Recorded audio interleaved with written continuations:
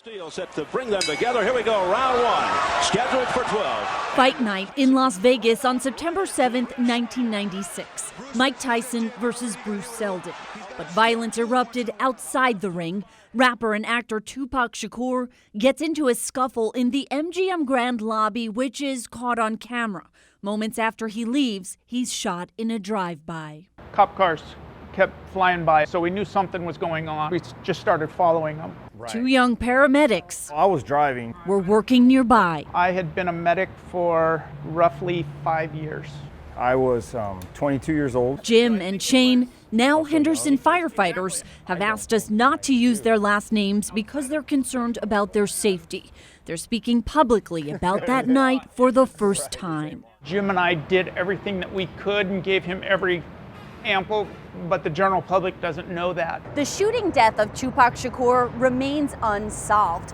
But 20 years later, Jim and Shane describe an effort to save the 25-year-old man's life here at the scene they stumbled onto.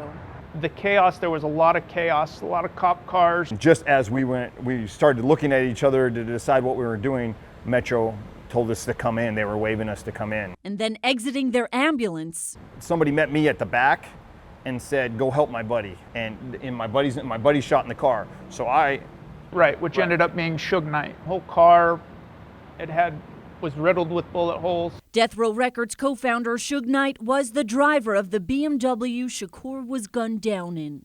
We brought the gurney up over, just pulled him out.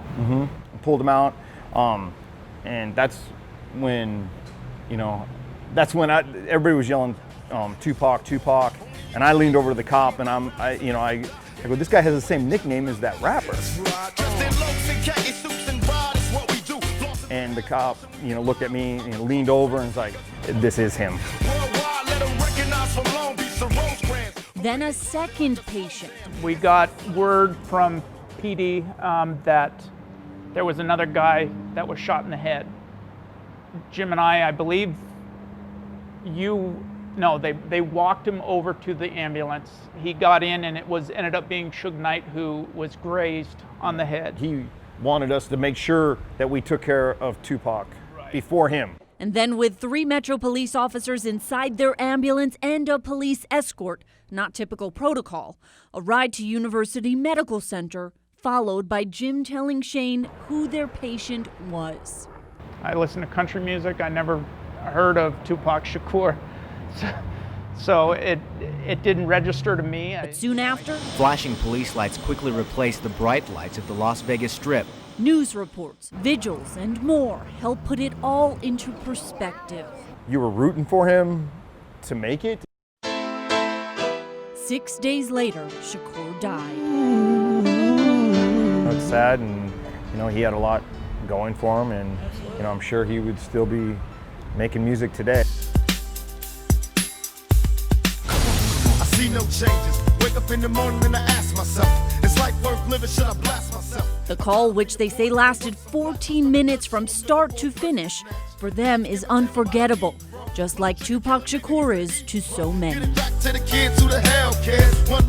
I talked to him yesterday. We remember it like it was yesterday. I mean, we've run thousands and thousands of calls since that call. And we remember every detail like it was yesterday. Did you realize how much of an influence he really did have, and that how big of a deal it was? I guess I realize it more now than I did 20 years ago. Vanessa Murphy, 8 News Now.